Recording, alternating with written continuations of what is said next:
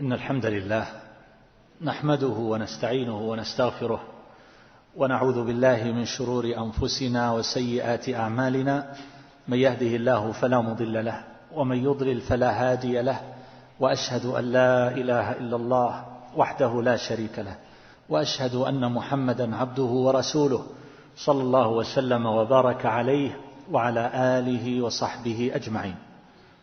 أما بعد، فالسلام الله عليكم ورحمته وبركاته.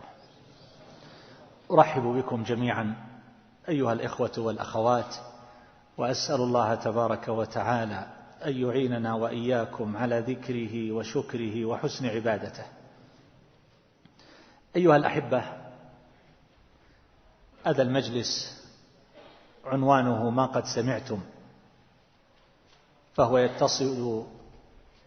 يتصل بالجانب السلوكي والأخلاقي من حياة شيخ الإسلام تقي الدين ابن تيمية رحمه الله مع المخالفين.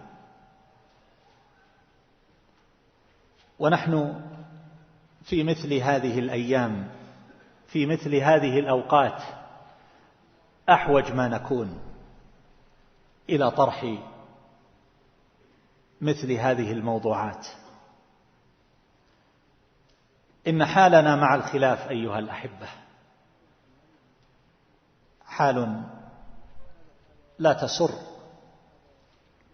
حينما ينظر الإنسان إلى المعادن حينما تظهر على حقيقتها والأخلاق، حينما تبدو على طبيعتها عبر وسائل التواصل والاتصال الجديدة، نجد أحوالا مؤسفة، أحوالا لا يمكن أن تكون من أخلاق العقلاء، فضلا عن أن تكون من أخلاق أهل الإيمان، فضلا عن أن تكون من أخلاق طلاب العلم، لا في مضامينها ولا في أساليبها وما تؤدى به من الألفاظ. وهذه أمور وأحوال ما كنا نظن أننا نعيش حتى نصير إلى مثل هذا، حتى نقرأ مثل هذه الكتابات فيما يوجه إلى طلاب العلم، فيما يوجه إلى الأخيار، فيما يوجه إلى الصالحين، على اختلاف اختصاصاتهم واهتماماتهم واشتغالهم. فما الذي أصاب الناس؟ وما الذي تغير؟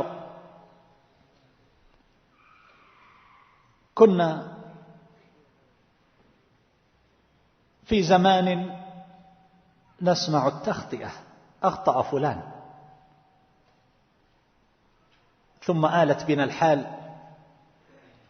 إلى أن أصبحنا نسمع التبديع والتضليل، فصار في أيدي بعضنا مشاعيب توجه وتضرب بها ظهور طلاب العلم والدعاة إلى الله تبارك وتعالى. ثم لم نلبث حتى أفضت بنا الحال أن رأينا سيوفا مصلته يوجه بها التكفير، بل ربما الإسراع في إراقة الدماء، وكل ذلك لا يوجه إلى أعداء الإسلام، وإنما يوجه إلى خيار الأمة وصالحيها من طلاب علم وأهل جهاد وغير ذلك. كيف تحولت هذه النفوس؟ كيف تغيرت أحوالنا؟ كيف تغيرت قلوبنا؟ أين موطن الخلل. فنحن بحاجة إلى تذكير، بحاجة إلى تبصير، والذكرى تنفع المؤمنين. لماذا شيخ الإسلام رحمه الله؟ شيخ الإسلام حبر بحر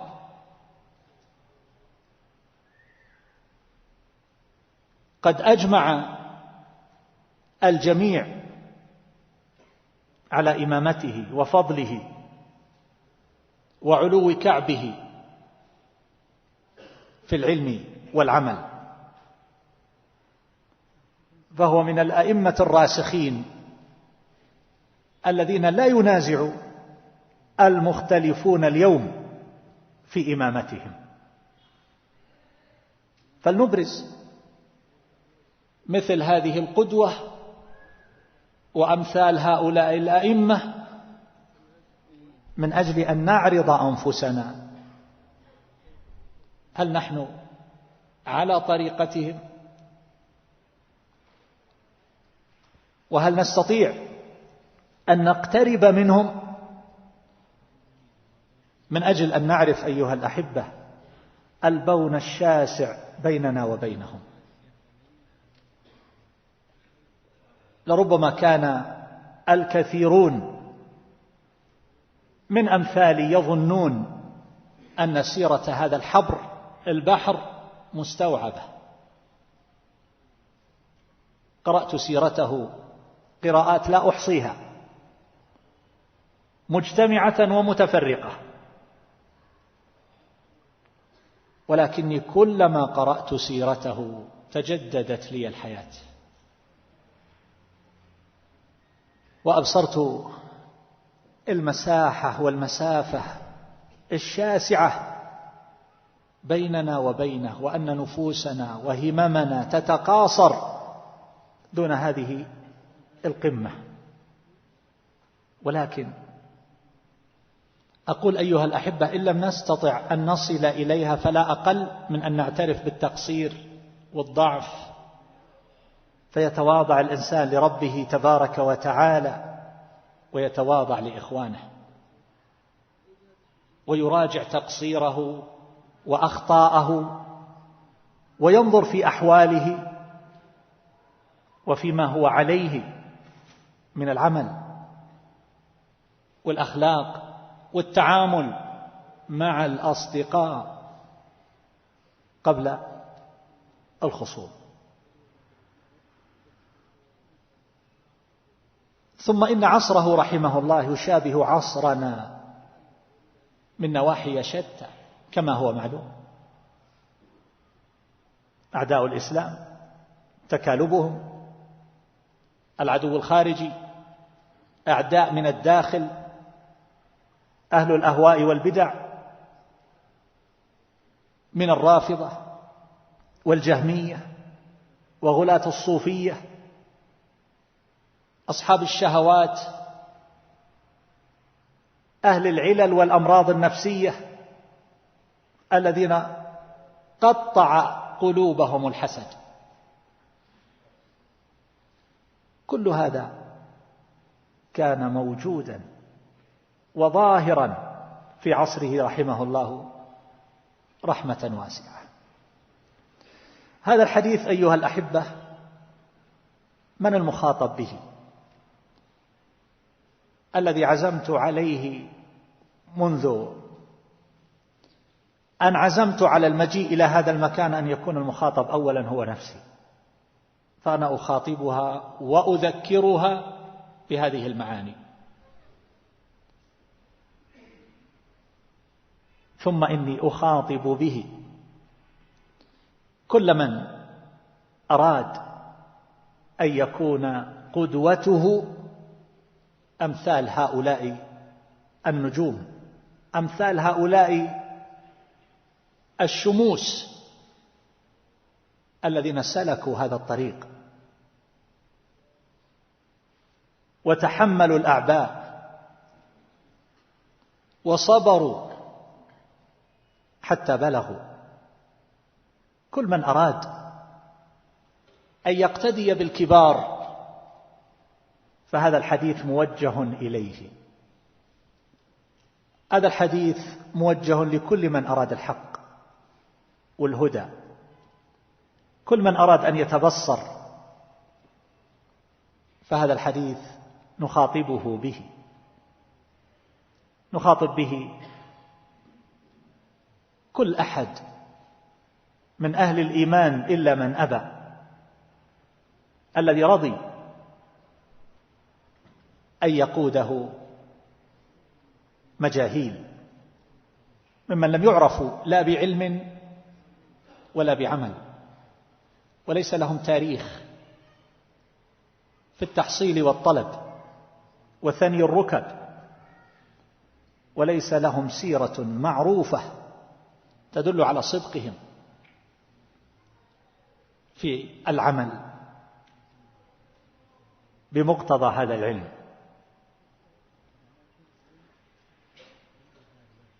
الإنسان أيها الأحبة له نفس واحدة،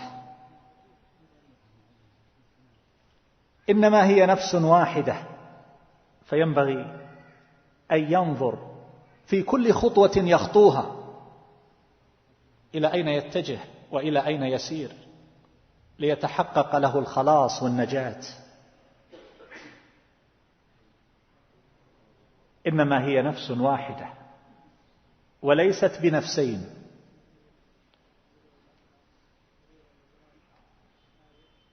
وقبل أن أتحدث عن الجوانب الأخلاقية، الجانب السلوكي في حياة شيخ الإسلام رحمه الله مع المخالفين، نريد أن نعرف قبل ذلك أيها الأحبة هؤلاء ما الذي عملوه مع شيخ الإسلام رحمه الله، ماذا فعلوا به؟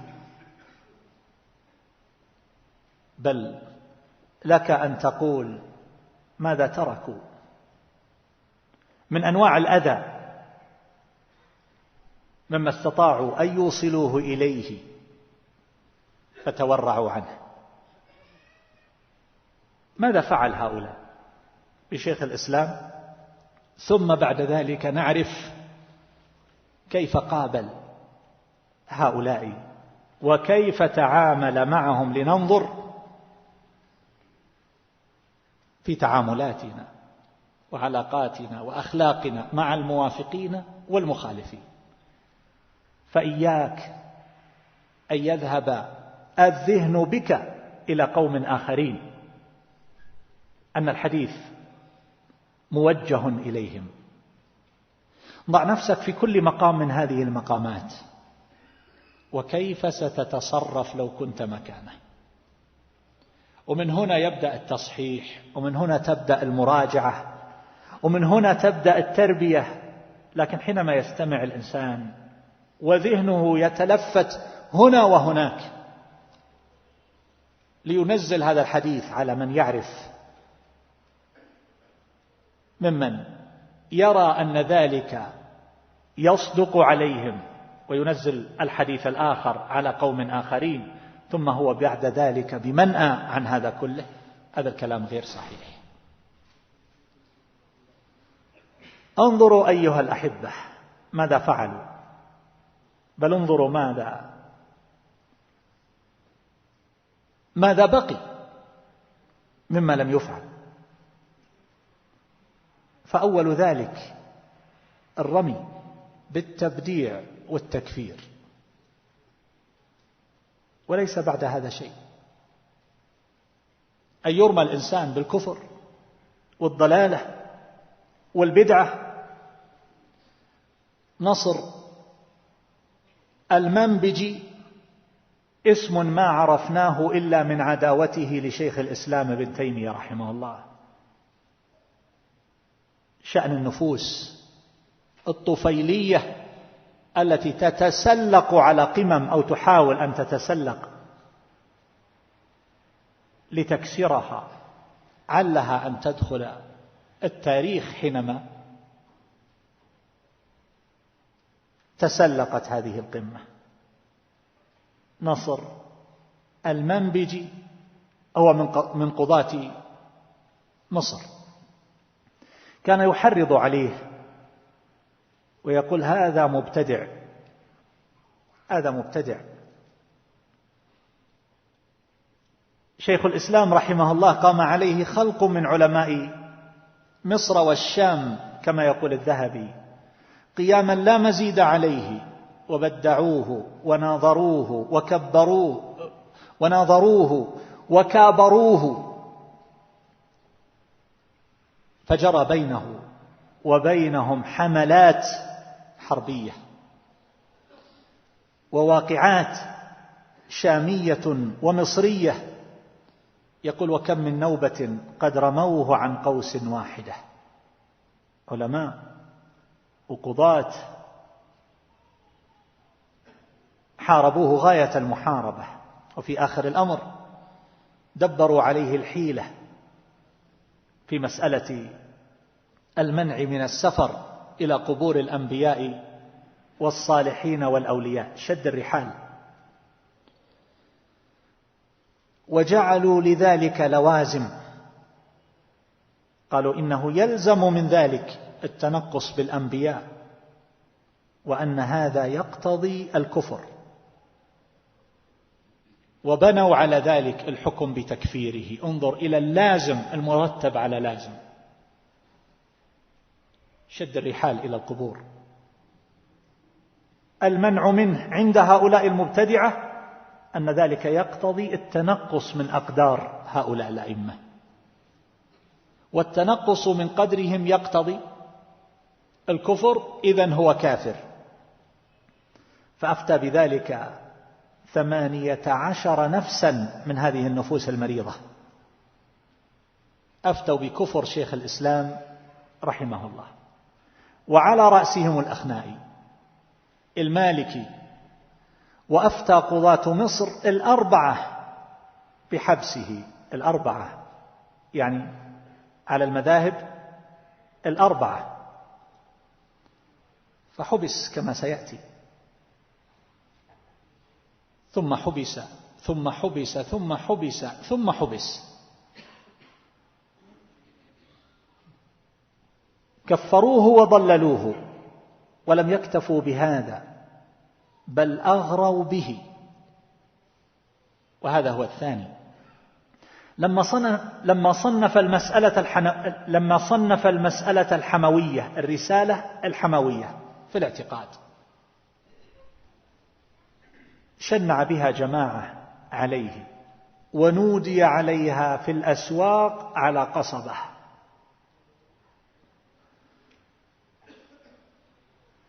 ونادى بعض القضاة من الأحناف بأن لا يستفتى، أنه لا يصلح للفتية، ليس بمؤهل للفتوى. ولما تمكن نصر المنبجي واستولى على أرباب الدولة بالقاهرة، لأن السلطان كان في القاهرة وكانت بلاد الشام تابعة للبلاد المصرية، فنصر المنبجي هذا لم يترك سبيلا في التحريض على شيخ الإسلام إلا فعله. تكلم مع قضاة مصر في أمر شيخ الإسلام وقال هذا مبتدع وأخاف على الناس من شره. لاحظ الآن يخاف على الناس من شر من؟ من شر شيخ الإسلام. فاستطاع أن يستميل القضاة في البلاد المصرية، فحسن القضاة للأمراء طلبه إلى القاهرة. شيخ الإسلام كان في بلاد الشام في دمشق، فحسنوا للأمراء أن يحضروه إلى القاهرة وأن يعقد له مجلس، فعقد له مجلس بدمشق، فلم يرضى المنبجي، وقال لقاضي المالكية ابن مخلوف قل للأمراء إن هذا يخشى على الدولة منه. لاحظ في البداية يخشى على الناس منه، هذه لم تقتضي إيفاده إلى مصر، فقال إنه يخشى على الدولة منه. فطلب من نائب دمشق الأفرم، فعقد له مجلس آخر هناك، ثم لا زال الإلحاح من المنبجي، فعقد له مجلس ثالث في دمشق بسبب الحموية. ثم هدأت هذه القضية لمدة، ثم بعد ذلك لم يزل المنبجي يحركهم ويحرض عليه، فأوهمهم أن شيخ الإسلام رحمه الله يخرجهم من الملك ويقيم غيرهم مكانهم. لم يعد الأمر أنه يخشى على الدولة منه، بل الآن صار يعمل على تغيير النظام بكامله، فطلب إلى الديار المصرية. فامتنع نائب الشام وقال عقد له مجلسان بحضرتي وحضرة القضاة والفقهاء وما ظهر عليه شيء. الآن أصبح النائب في بلاد الشام، الأمير في بلاد الشام يقول لم يثبت على الرجل شيء، جلسنا معه مجالس لم يثبت عليه شيء.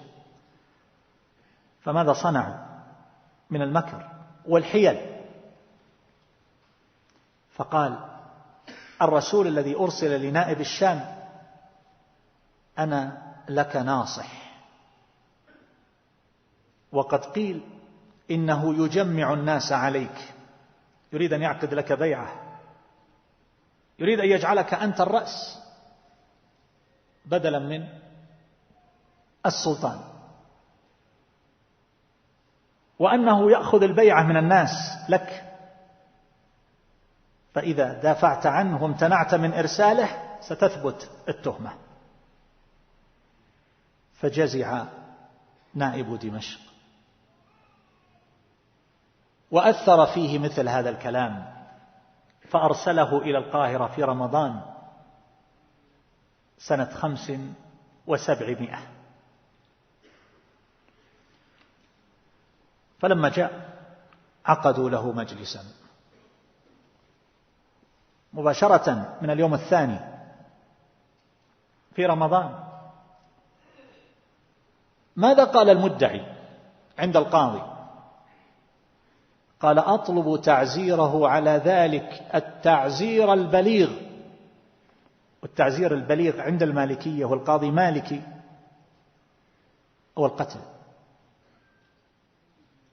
القتل. المدعي الآن يقول نريد أن يكون الحكم هو القتل. على ماذا؟ على ما ذكره من صفات الله عز وجل من الاستواء على العرش وما إلى ذلك. التعزير البليغ هذا في التحريض. أما الاستدعاءات فحدث ولا حرج. استدعي إلى مصر كما ذكرنا بتحريض من نصر المنبجي وبن مخلوف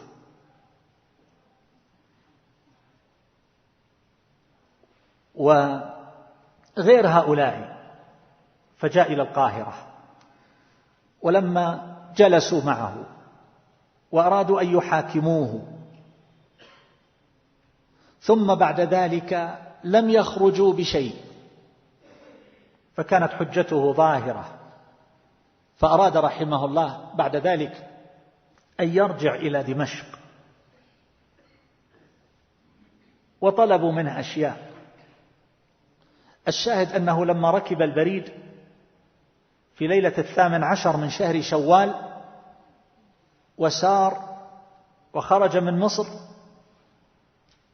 ندموا فأرسلوا إليه من الغد بريدا آخر رده إلى ابن جماعة.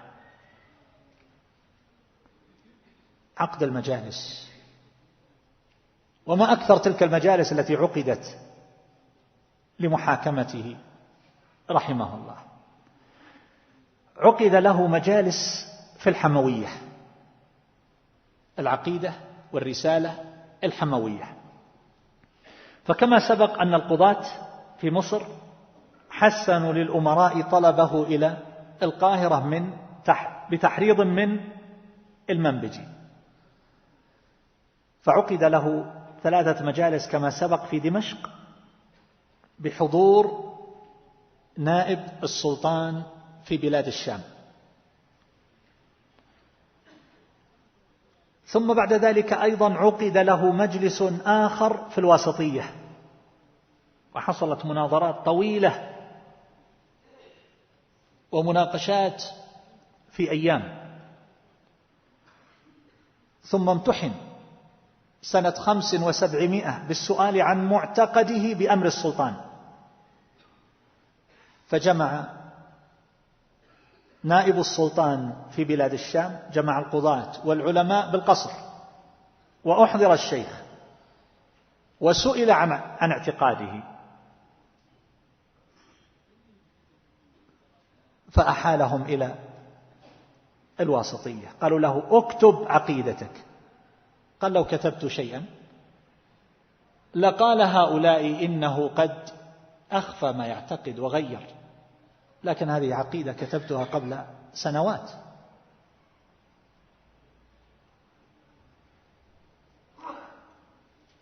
لم يكتفوا بذلك،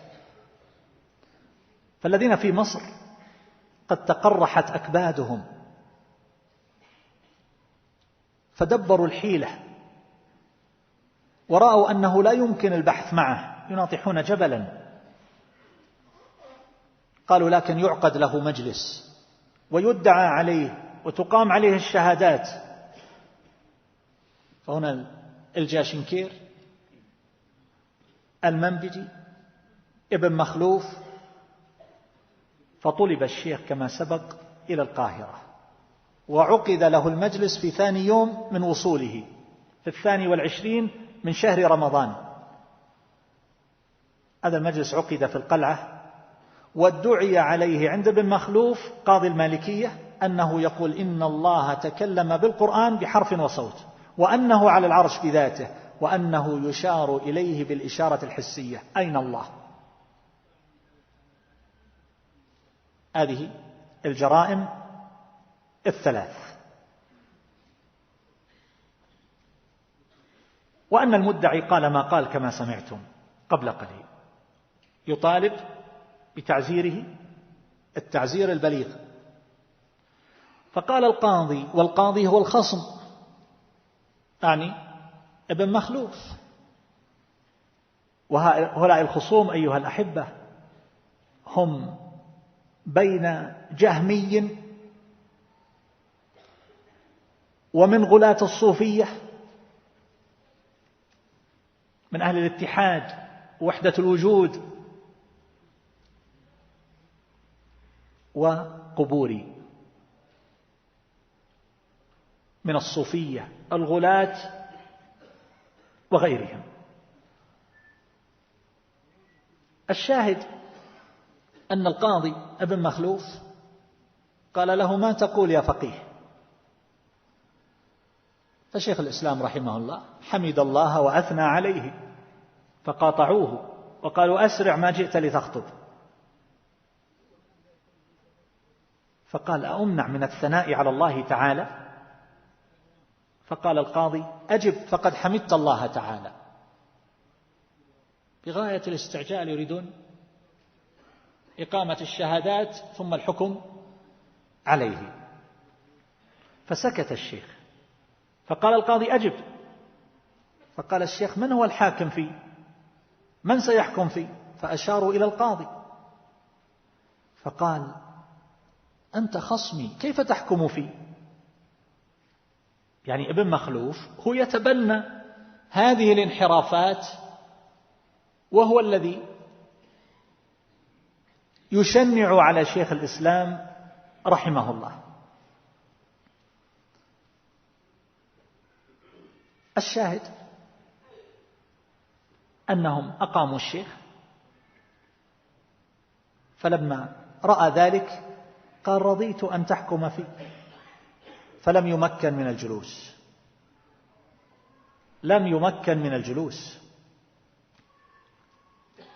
وفي السنة 700 في ربيع الأول لما أخرج من السجن، طبعا سجنوه بعد تلك الواقعة كما سيأتي، عقد له مجالس حضرها كبار الفقهاء يحاكمونه فيها. وعقد له مجلس آخر في مصر بسبب موقف حصل بينه وبين بعض الصوفية، حصل فيه تنازع في مسألة ابن عربي الملحد، فعقد له مجلس لأنه تكلم في ابن عربي، حتى تدرك أن هذه البيئة بيئة مظلمة، يحاكم من أجل أنه تكلم عن ابن عربي الملحد.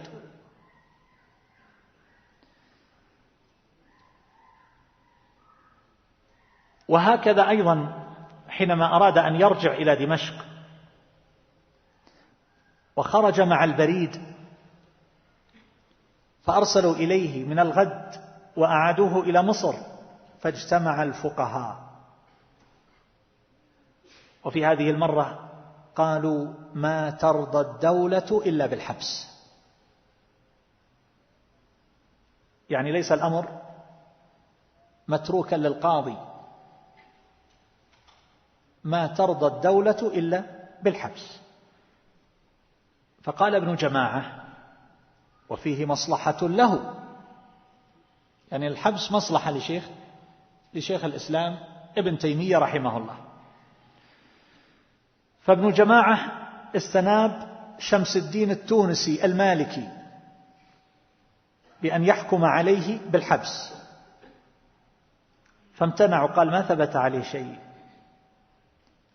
فأذن لنور الدين الزواوي المالكي، فتحير أحرج، فقال شيخ الإسلام عندها أنا أمضي إلى الحبس.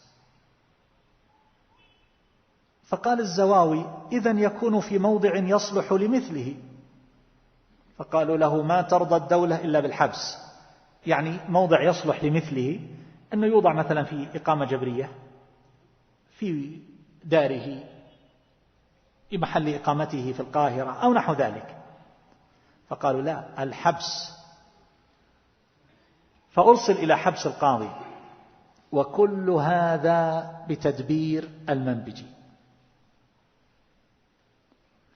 فبقي إلى أوائل ربيع الأول سنة 900، فخرج يوم الجمعة إلى دار النيابة بالقلعة، وحاضر الفقهاء، وعقد له مجلس، وحصل بينهم وبينه بحث كبير إلى وقت الصلاة، ثم عادوا إلى البحث حتى دخل الليل، ولم ينفصل الأمر، ما انتهى الأمر، المجلس لا زال. ثم اجتمعوا بمرسوم السلطان يوم الأحد 15 عامة النهار، وحضر أكثر الفقهاء، وانقضى المجلس، فعقد له مجلس آخر بالمدرسة الصالحية بين القصرين. ثم بعد ذلك رأوا أن يسيروه كما سيأتي إلى الإسكندرية، لأن أتباع هؤلاء الملاحدة من الصوفية يكثرون هناك في ذلك الوقت، لعل أحدا منهم يجترئ عليه فيقتل فيستريحون منه. ثم بعد ذلك أيضا عقدت له مجالس في دمشق فيما يتعلق بالفتيا في مسألة الطلاق بالثلاث. ففي أول الأمر أشار القضاة على من يسمونه بقاضي القضاة شمس الدين الحنبلي أن يكلم شيخ الإسلام رحمه الله ألا يفتي في هذه المسألة، فقبل ذلك. ثم بعدها بمدة، يعني هذا كان في شهر ربيع الأول، في مستهل جمادى الأولى جاءت الرسالة من مصر بمرسوم من السلطان يمنعه رسميا من الفتيا في مسألة الطلاق، وأنه إن أفتى بذلك نكل به.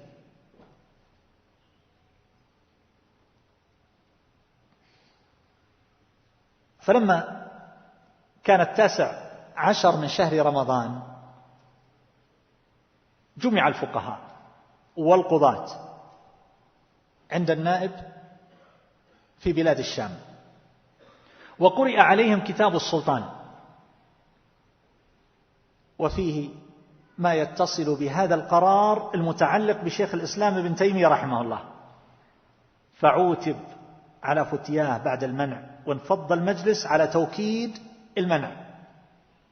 ثم عقد له مجلس آخر في 12 من شهر رجب في السنة التي بعدها بدار السعادة من دمشق، وعاودوه في فتيا الطلاق وحاققوه عليها وعاتبوه بسببها. هذه كلها مجالس. أما المنع من الفتوى فقد مضى في مضامين ما سبق، وأن بعض القضاة من الأحناف شنع عليه ونودي في الأسواق وألا يستفتى. وهكذا أيضا في إشارة هذا القاضي من الحنابلة عليه ألا يفتي في مسألة الطلاق، ثم ورود القرار والمرسوم من السلطان ألا يفتي في الطلاق. ثم بعد ذلك منع من الفتيا مطلقا في الطلاق وفي غيره، ألا يفتي، لا يسمح له بالفتوى. ولم يقف الأمر عند هذا، بل هناك أمر سادس وهو الحبس.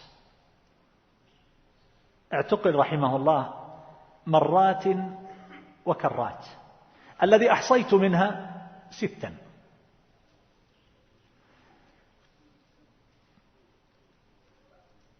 حبس مرة في بلاد الشام لما قام على رجل نصراني سب النبي صلى الله عليه وسلم، هذه المرة الأولى في بلاد الشام. ثم حبس في القاهرة هو وأخوه شرف الدين في برج أياما بعد أن استدعي إلى مصر بسبب التحريض الذي ذكرنا من المنبجي. ثم بعد ذلك حصل بينه وبين بعض الصوفية نزاع، فعقد له مجلس لكلامه في ابن عربي كما سبق، وادعي عليه بأشياء لم يثبت شيء منها، فطلب من بعض القضاة الحكم عليه كما سبق، فاعتذر وأحرج، فاختار الشيخ رحمه الله أن يذهب بنفسه إلى الحبس. وكل هذا كما سبق بتحريض من المنبجي. ثم بعد ذلك أخرجوه في سلطنة بيبرس الملقب بالمظفر إلى الإسكندرية كما سبق، وحبس بها في برج، بقي هناك 11 شهرا.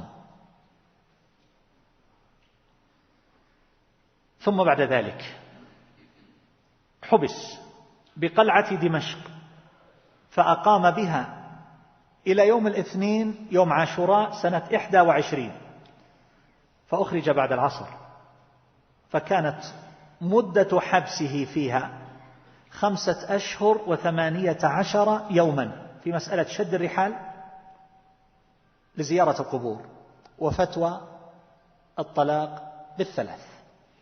في يوم الاثنين بعد العصر 6 من شعبان سنة 26 حبس بقلعة دمشق بأمر من السلطان، وأقام معه أخوه زين الدين يخدمه، وكان أيضا بسبب ما سبق. وبقي في السجن حتى مات. وكانت مدة ذلك السجن الأخير الذي توفي فيه 2 وأشهر. مجموع المرات التي أحصيتها كما سبق تبلغ 6 مرات. مجموع المدد التي بقيها تقارب 4 سنوات. ولم يكتفوا بهذا،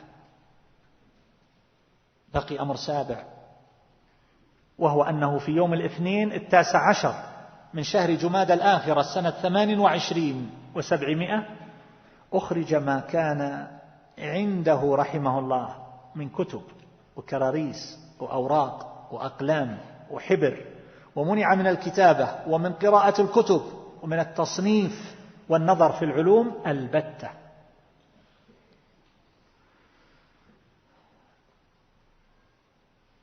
ولكن كما هو معلوم كان يقول: المؤمن مثل الغنمة حيثما انقلبت على صوف.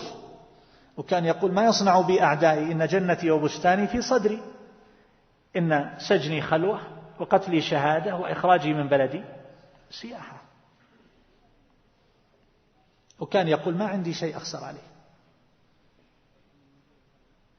ما عندي شيء أخاف عليه، لا منصب ولا تجارة،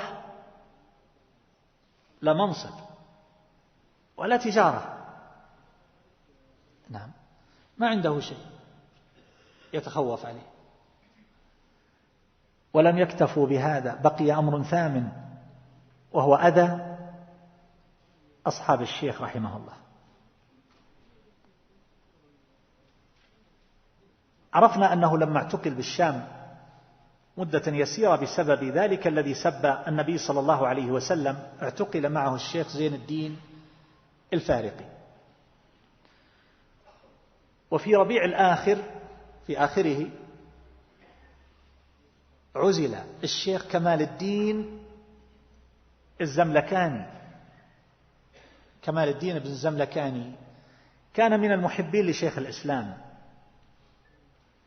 فعزل عن نظر المارستان. المارستان يعني المستشفى.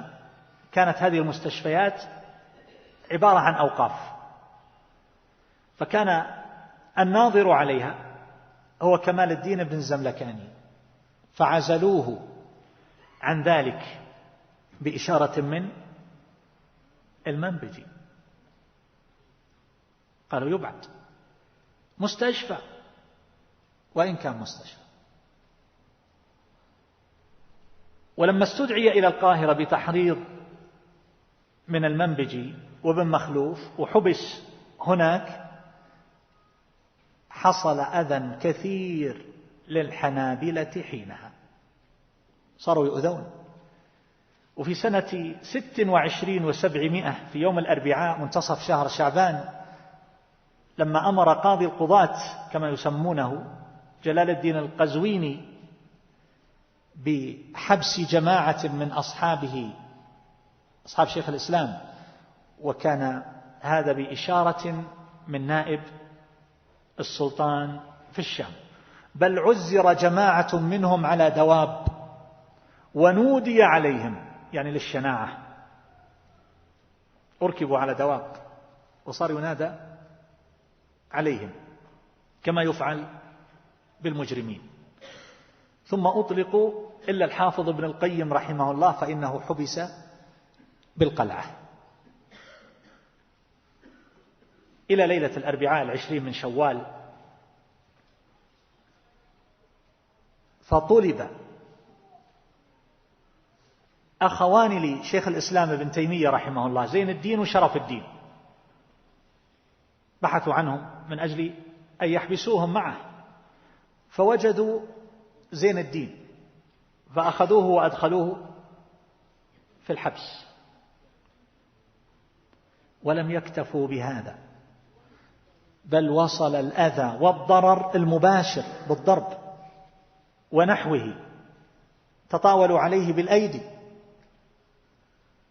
ففي رجب 4 من رجب سنة 11 و700 تفرد به جماعة في جامع بمصر، وتعصبوا عليه وضربوه.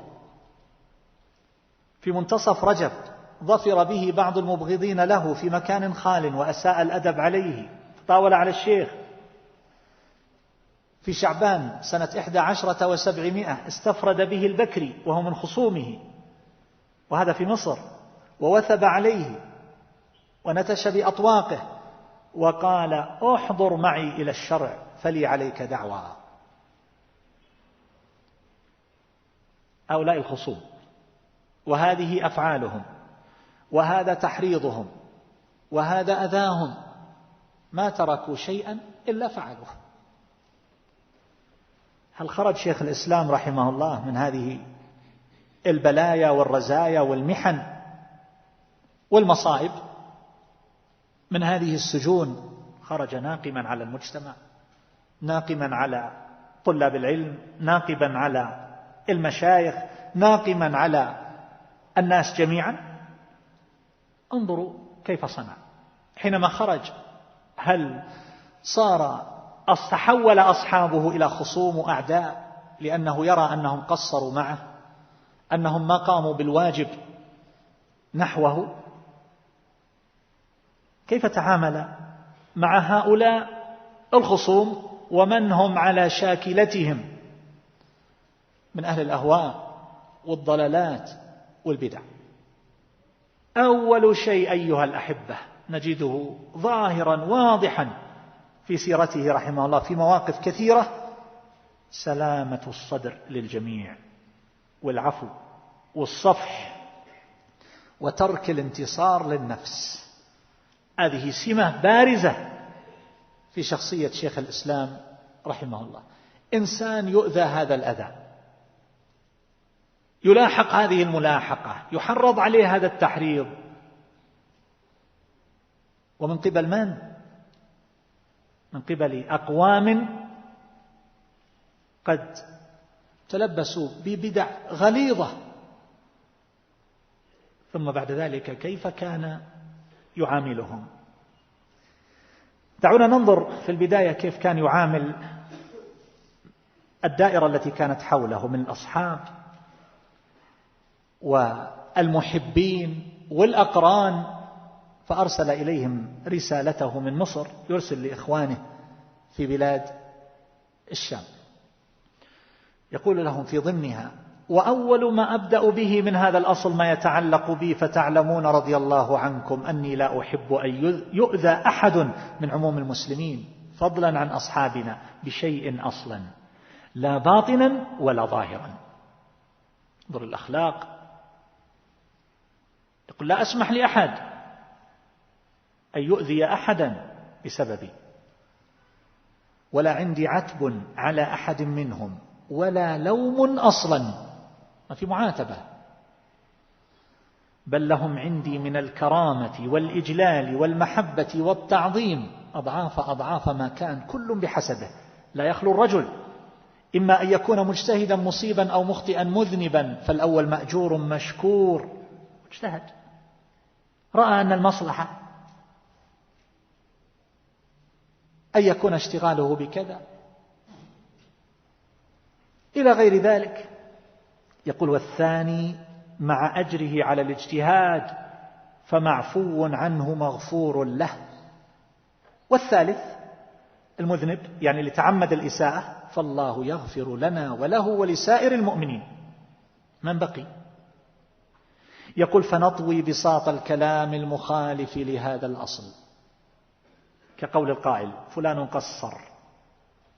اليوم بعضنا لربما يضع كما يقال هاشتاج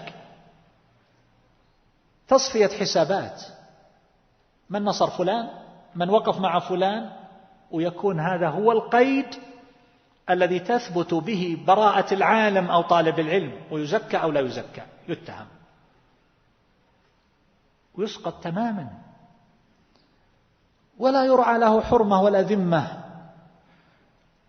وكلام والله يعرق منه جبين الإنسان لما يقرأ. وبعض هؤلاء اللي يكتبون لربما ينتسب للعلم أو يشتغل بالعلم أو يطلب العلم، كيف يكتب مثل هذا الكلام؟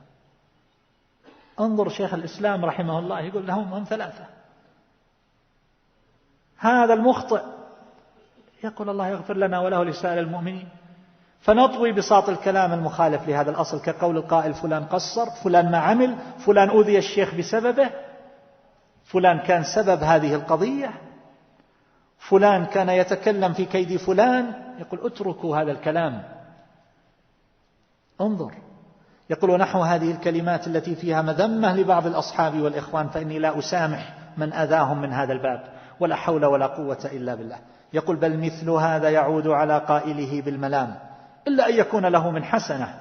لاحظ العدل يلاحقه والإنصاف والتحري، حتى هذا الذي يغضب عليه يقول إلا أن يكون له من حسنة وممن يغفر الله له إن شاء.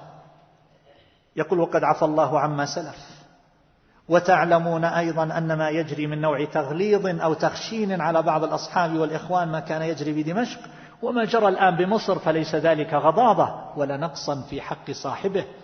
يقول انتبهوا أن تفسروا بعض التصرفات مني حينما أغلظ على أحد الإخوان أن لي موقفا تجاهه، لا.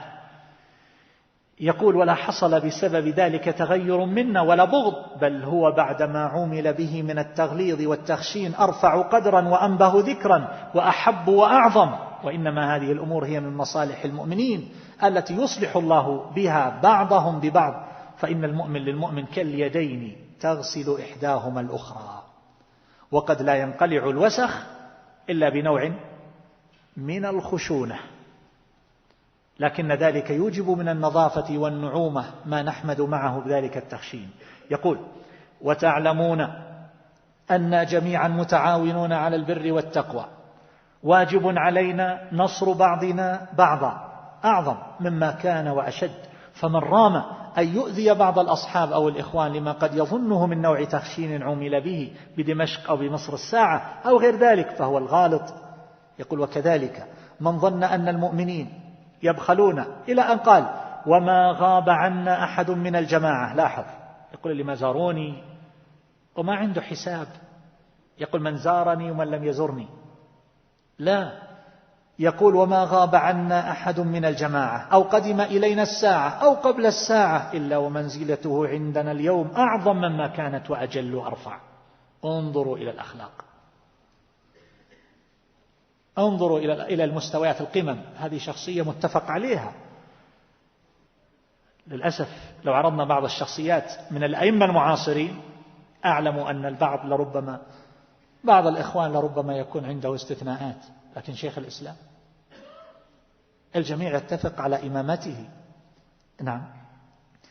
يقول وتعلمون رضي الله عنكم أن ما دون هذه القضية من الحوادث يقع فيها من اجتهاد الآراء واختلاف الأهواء وتنوع أحوال أهل الإيمان، وما لا بد منه من نزغات الشيطان، ما لا يتصور أن يعرى عنه نوع الإنسان. يقول هذه أمور يقع فيها مواقف لا بد، والنفوس وضعف وما إلى ذلك، والشيطان يحرك، لكن ما هو المطلوب؟ ما هو الموقف؟ تجاوز طيب بساط هذه القضايا. يقول وكل ما قيل من كذب وزور فهو في حقنا خير ونعمة، إلى أن يقول فلا أحب أن ينتصر من أحد بسبب كذبه علي أو ظلمه وعدوانه. بهذا صار شيخ الإسلام. ما كان رحمه الله يعيش في حفرة، ما كان يحمل نفسا صغيرة، بل نفسه كبيرة. انظروا ماذا يقول عن هؤلاء الخصوم: فإني قد أحللت كل مسلم، وأنا أحب الخير لكل المسلمين، وأريد لكل مؤمن من الخير ما أحبه لنفسي، والذين كذبوا وظلموا فهم في حل من جهتي. ما قال كفار، ما قال فلان كذا وفلان كذا، ما قال ولا تصلي على أحد منهم مات أبدا، لا، يقول أنا أحب لهم الخير، يقول هم في حل مع أنهم كذبوا، يقول أحب لهم ما أحبه لنفسي، والذين كذبوا وظلموا فهم في حل من جهتي، وأما ما يتعلق بحقوق الله فإن تابوا تاب الله عليهم، وإلا فحكم الله نافذ فيهم. فلو كان الرجل مشكورا على سوء عمله لكنت أشكر كل من كان سببا في هذه القضية لما يترتب عليه من خير الدنيا والآخرة. يقول لكن الله هو المشكور على حسن نعمه وآلائه وأياديه التي لا يقضي للمؤمن قضاء إلا كان خيرا له. ثم يقول وأهل القصد الصالح يشكرون على قصدهم، يعني ولو أخطأوا، وأهل العمل الصالح يشكرون على عملهم، وأهل السيئات نسأل الله أن يتوب عليهم. أخلاق الأنبياء. يقول وأنتم تعلمون هذا من خلقي، والأمر أزيد مما كان وأوكد. يقول لكن حقوق الناس بعضهم مع بعض وحقوق الله عليهم هم فيها تحت حكم الله. يقول وأنتم تعلمون أن الصديق الأكبر في قضية الإفك التي أنزل الله فيها القرآن حلف ألا يصل مصطح بن أثاثة كما تعلمون، فأنزل الله ولا يأتلي أولو الفضل منكم والسعة أن يؤتوا أولي القربى والمساكين والمهاجرين أن يؤتوا أولي القربى والمساكين والمهاجرين في سبيل الله وليعفوا وليصفحوا ألا تحبون أن يغفر الله لكم والله غفور رحيم. هذا جزء من رسالته لإخوانه. أرسلها منين؟ أرسلها من السجن. الذهبي رحمه الله يقول بأنه في شهر شعبان سنة 11 جاء النبأ أن الفقيه البكري وهو أحد أعداء شيخ الإسلام استفرد به بمصر ووثب عليه كما سبق وأساء إليه ونتش بأطواقه وقال احضر معي إلى الشرع. المهم تسامع الناس وحصلت فتنة وتجمع الناس لنصر شيخ الإسلام، أرادوا أن يبطشوا بالبكري فلم يمكنهم من ذلك. ما قال نعم أرسلوا على رسائل بتويتر وأرسلوا بالوسائط والوسائل يجتمعون في المكان الفلاني من أجل الانطلاق إلى البكري وتأديبه، لا، منعهم من هذا. وكذلك جاء رجل إلى أخيه شرف الدين في القاهرة فقال له إن جماعة بجامع مصر قد تعصبوا على الشيخ وتفردوا به وضربوه، فقال حسبنا الله ونعم الوكيل. كان بعض أصحاب الشيخ جالسا فقام وخرج. يقول جئت إلى مصر يعني القاهرة فوجدت خلقا كثيرا من الحسينية وغيرها رجالا وفرسانا يسألون عن الشيخ، فجئت فوجدته بمسجد الفخر كاتب المماليك على البحر، واجتمع عنده جماعة وتتابع الناس. فقال له بعضهم لاحظ الآن هؤلاء ضربوه ومجموعة، فقال له بعضهم يا سيدي قد جاء خلق من الحسينية لو أمرتهم أن يهدموا مصر كلها لفعلوا. فقال لهم الشيخ لأي شيء؟ قالوا لأجلك. قال لهم هذا ما يحق. فقالوا نحن نذهب إلى بيوت هؤلاء الذين آذوك، يعني ليس مصر كلها نهدمها، فقط الذين آذوك، فنقتلهم ونخرب دورهم، فإنهم قد شوشوا على الخلق، يعني أثاروا بلبلة وأثاروا هذه الفتنة على الناس. فقال لهم هذا ما يحل. قالوا فهذا الذي قد فعلوه معك يحل؟ قال هذا شيء. قالوا له هذا شيء لا نصبر عليه ولا بد أن نروح إليهم ونقاتلهم على ما فعلوا. فجعل ينهاهم ويزجرهم، فلما أكثروا عليه قال إما أن يكون الحق لي أو لكم أو لله، فإن كان الحق لي فهم في حل. لاحظ الآن، هذا مو بعد 3 أيام، هم ضربوه قبل ساعة. قال إن كان الحق لي فهم في حل، وإن كان لكم فإن لم تسمعوا مني ولا تستفتوني فافعلوا ما شئتم، وإن كان الحق لله فالله يأخذ حقه إن شاء كما يشاء. قالوا فهذا الذي فعلوه معك هو حلال لهم؟ قال هذا الذي فعلوه، اسمعوا أيها الأخوان أخلاق الأنبياء، قال هذا الذي فعلوه قد يكونون مثابين عليه مأجورين فيه. مأجورين في ماذا؟ في ضربه. ومن؟ مبتدعة غلاة في التصوف وتقديس ابن عربي وابن سبعين والحلاج. يقول قد يكونون مأجورين على هذا لأنهم اجتهدوا. قالوا فتكون أنت على الباطل وهم على الحق إذا كنت تقول مأجورين، إذن وافقهم. فقال لهم ما الأمر كما تزعمون، فإنهم قد يكونون مجتهدين مخطئين. ففعلوا ذلك باجتهادهم، والمجتهد المخطئ له أجر. لو كنا نتعامل مع الناس، لو كنا نتعامل مع الآخرين بهذه الطريقة، كان هذه الاختلافات والشقاق والنزاع وتفرق القلوب والتدابر على هذه الحالة التي نشاهدها؟ أبدا أبدا، لا يمكن أن يكون هذا. فلما قال لهم ذلك قالوا قم فاركب معنا حتى نجي إلى القاهرة، يعني يريدون أن يمشوا معه بموكب ضخم حتى يعرف الناس قدره. فماذا قال لهم؟ قال لا، لاحظ، مع أنه يعلم أن بن مخلوف متربص وأن المنبجي يحرض عليه وأن الجاشنكير كذلك، على الأقل لو دخل معهم إلى القاهرة بهذه الجموع قد يقول قائل فإنه قد يحسب له حساب من قبل هؤلاء المبتدعة. قال لهم لا. قالوا اركب معنا، قال لا. سألهم عن وقت صلاة العصر، قالوا قريب.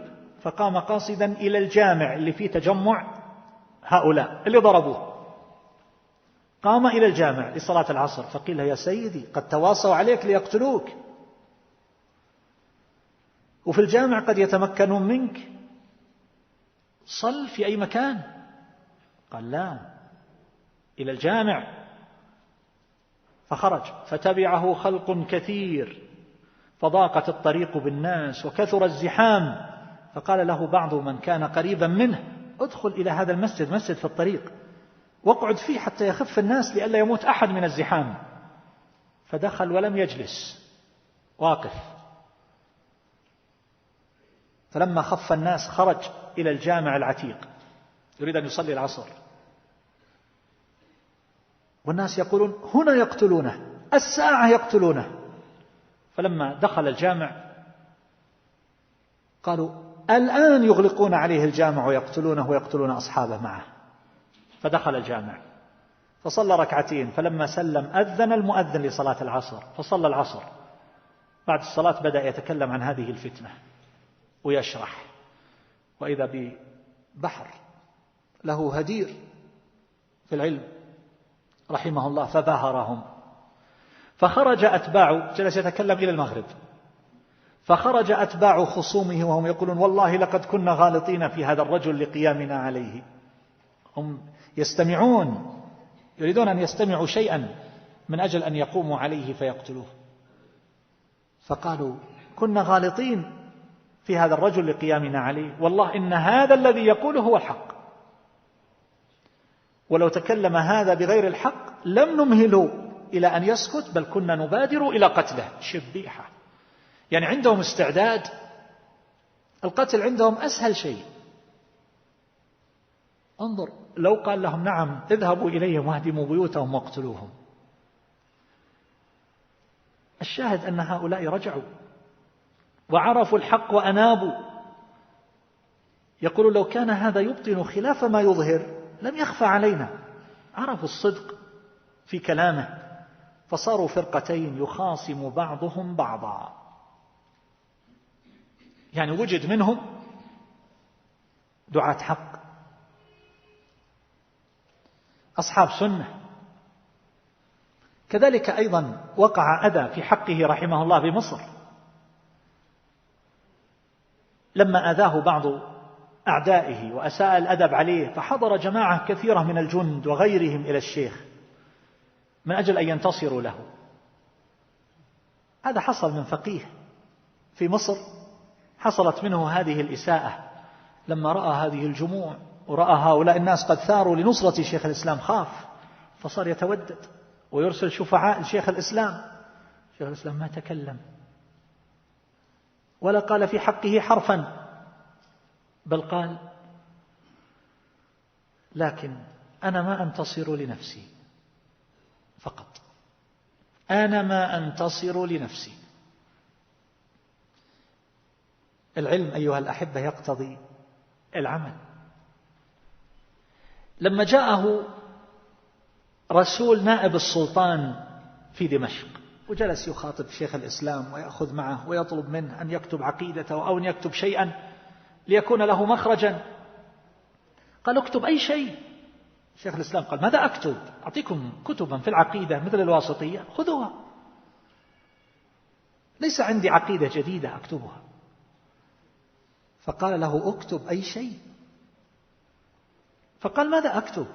قال: اكتب مثل العفو عمن ظلمك ولا تتعرض للناس هؤلاء الذين أساءوا إليك. يقول: قلت: نعم، أنا هذا أجيب إليه، أنا ليس لي غرض في إذا أحد ولا الانتقام من أحد ولا مؤاخذة أحد، وأنا عاف عمن ظلمني.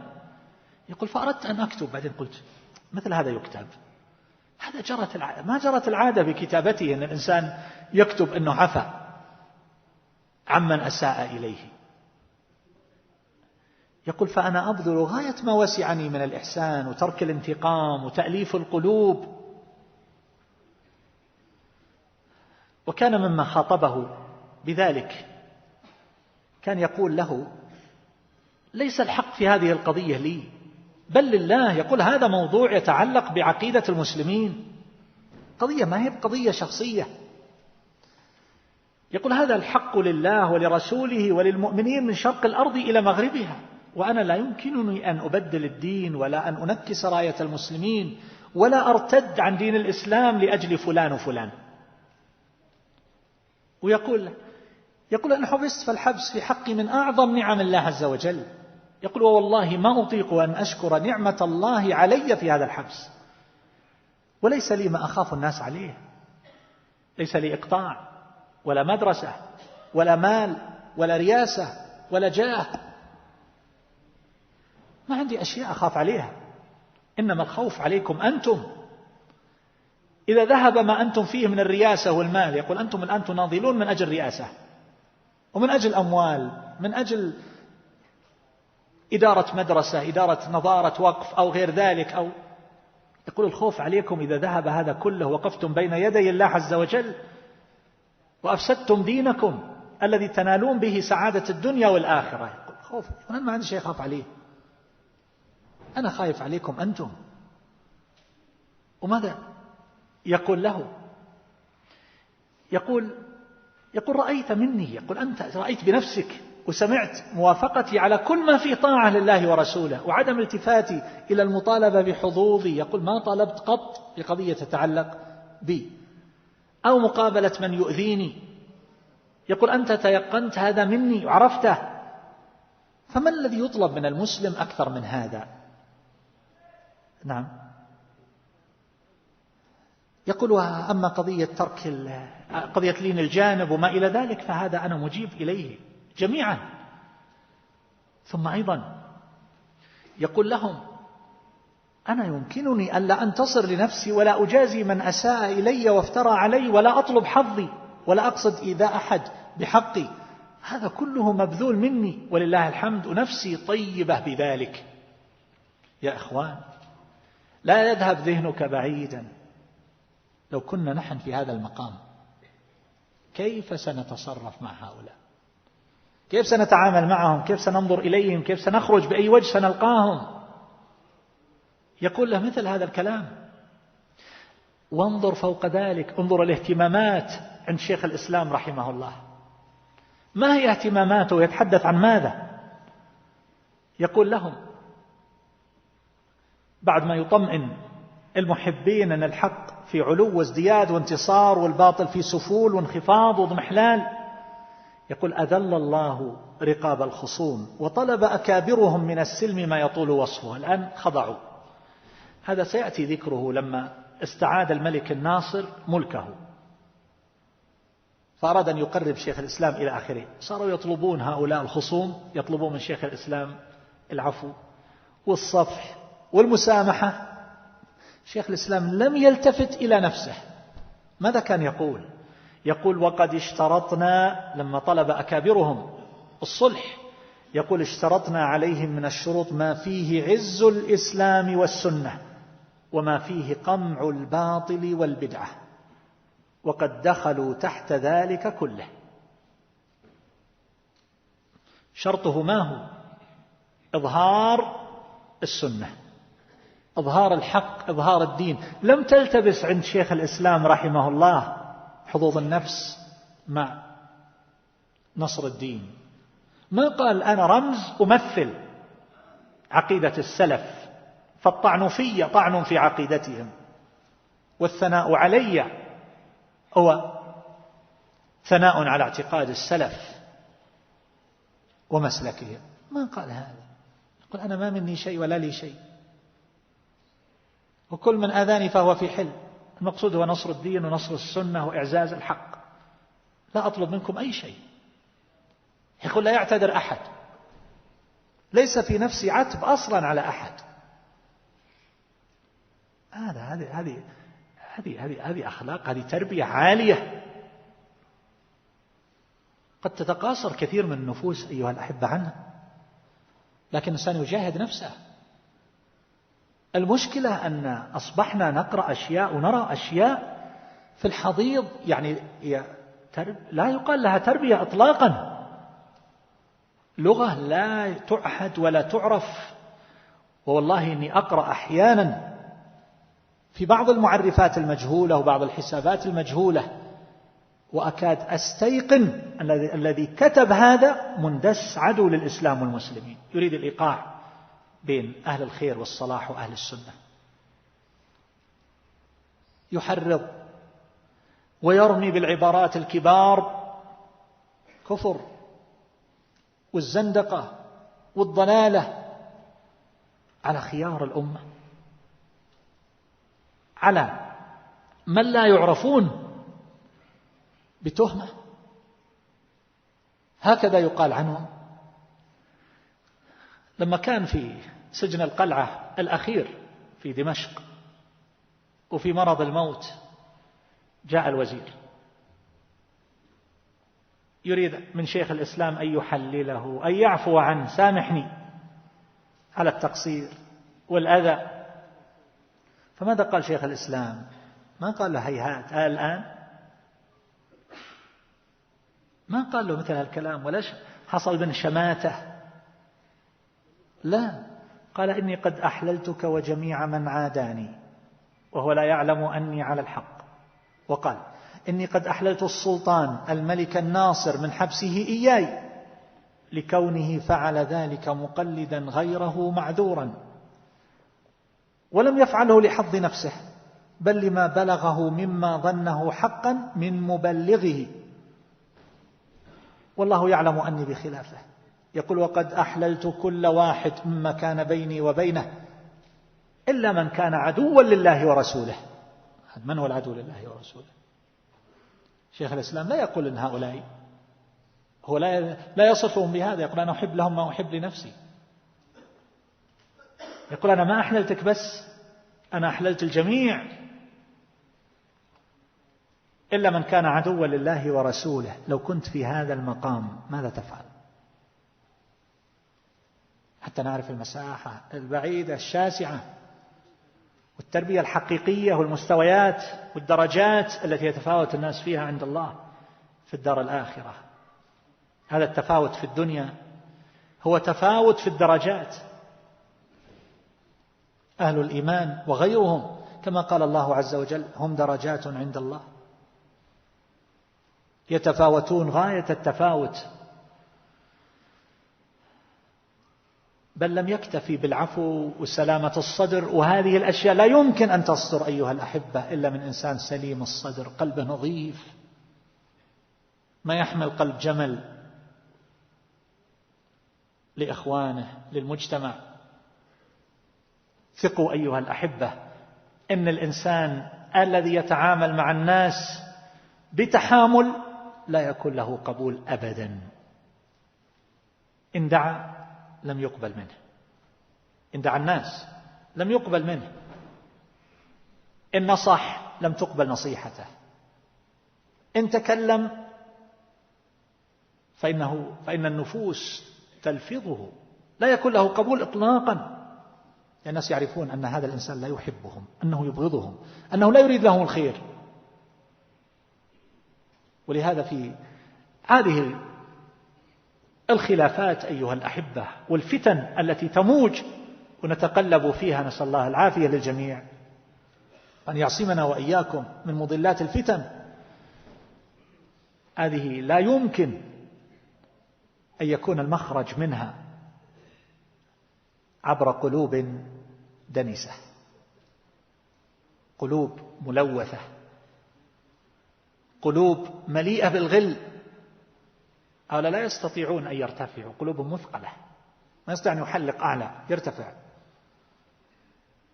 هذا يحتاج إلى نفوس نظيفة صافية مشرقة نورانية يمكن أنها ترتفع وتحلق عاليا على الجيف ويترفع، وعندها يستطيع أن يقول أنا ما مني شيء ولا لي شيء، أنا المكدى وابن المكدى، أنا ما عندي رصيد من الأتباع ولا عندي رصيد من العمل الدؤوب القديم والتاريخ الطويل في الدعوة أو في الجهاد أو في غير ذلك، أنا لي خطوط حمراء ما أتعداها، ينبغي أن الآخرين يأتون إلي من أجل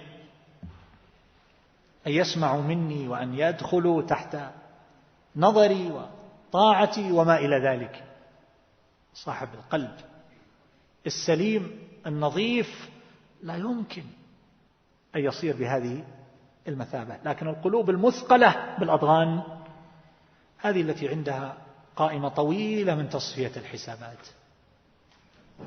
فأذكاهم هو الذي يمكن أن يؤجل بعض المعارك، ولكنها في الطريق ريثما ينتهي من الأهم في نظره. هذه ليست طريقة أيها الأحبة. أنا أتحدث بهذا مع نفسي يا أخوان، أنا لا أنتقد آخرين، أنا لا أتكلم عن بعيدين، أنا أنصح بهذا نفسي أول ما أنصح، أول المقصرين، ثم هذه مذاكرة. والعصر إن الإنسان لفي خسر إلا الذين آمنوا وعملوا الصالحات وتواصوا بالحق وتواصوا بالصبر. إذا استطعنا أن نرتفع أن نرتقي لن نكون على هذه الحال، طوائف متشرذمة متفرقة، كل طائفة تترصد بالأخرى وتتحامل عليها. والله يقول إنما المؤمنون إخوة واعتصموا بحبل الله جميعا ولا تفرقوا.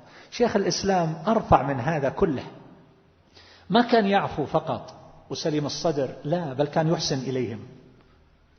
وانظروا إلى هذه المواقف، يعني هذه مواقف يتخذها البعض شماتة، فرصة لتصفية الحسابات. إذا هبت رياحك فاغتنمها فإن لكل عاصفة سكون. هذا هو المنطق عند بعض الناس. شيخ الإسلام ما عنده هذا المنطق، ما في هبت رياحك، عنده هبت رياح الإسلام والسنة، عنده ظهور الحق. هذا القاضي حسام الدين الحنفي كان هو القاضي في بلاد الشام، أراد أن يحلق لحية أحد هؤلاء المبتدعة لجناية جناها يقال له الأذرعي، فجاء بالموس. لا، فرصة للشماتة، تحلق لحيته، وجاءوا بالحمار تحلق لحيته ويركب على الحمار. شيخ الإسلام ما قال هذا هو قدره ومنزلته التي تليق بأمثاله. هذا المبتدع الضال، لا، لاحظ الآن يريدون الخلاص له، يعني أهله أصحابه إخوانه، توجهوا إلى من تتوقعون؟ شيخ الإسلام. جاء أخوه لشيخ الإسلام فذكر له ما حصل، أن الرجل ستحلق لحيته الآن ويركب على حمار. يقول فقمت إلى القاضي ولم أزل به حتى كف ذلك، كف عنه. يقول وجرت أمور لم أزل فيها محسنا إليهم. انظروا التعليق ماذا يقول. يقول هذه الأمور ليست من فعلي ولا فعل أمثالي، نحن إنما ندخل فيما يحبه الله ورسوله والمؤمنون، ليس لنا غرض مع أحد. قال ما بيني وبين أحد حسابات. يقول بل نجزي بالسيئة الحسنة ونعفو ونغفر. ذكروا له أن هذا الآن سيساء إليه، فذهب وحاول في القاضي وأقنع القاضي اتركوه. من يفعل هذا يا أخوان؟ تصور أكثر إنسان تبغضه وتكرهه حصل له هذا الموقف. أولا هل سيأتون إليك ويقولون تعال اشفع له؟